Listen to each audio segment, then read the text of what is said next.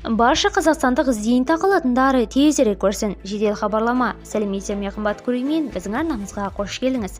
Әлемде және Қазақстанда болып жатқан жаңалықтарды ең біріншілерден болып біліңіз келсе, арнамызға жазылып, лайк басын ұстаңыз. Зейнетке шыққанда зейнетақы жинағын баспанаға немесе емделуге қалай пайдалануға болады? Зейнеткерлер зейнетақы жинағының бәрін емделу үшін үй сатып алуға пайдаланады. Бұл туралы Еңбек және халықты әлеуметтік қорғау министрлігі биыл мамырда жария еткен болатын. Яғни әлеуметтік кодекске сәйкес биыл 1 шілдеден бастап бірыңғай жинақтаушы зейнетақы қорында зейнетақы жинақтары бар еңбек сіңірген жылдары бойынша зейнеткерлерге зейнетақы жинақтарының барлық сомасын тұрғын үй жағдайларын жақсартуға немесе емделуге пайдалану құқы берілді.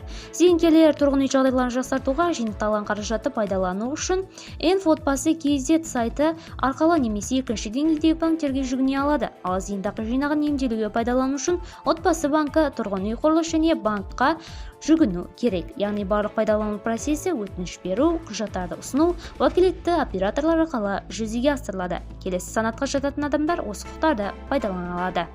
Видеомыз кеңінен таралып, қажетті жерге жетіп барша зейнетақы алатындар көру үшін видеомызға лайк басып, жақындарыңызға таратуды ұмытпаңыз. Алайда жасыл тарату 10 жасаумен кейін ұмытпайық.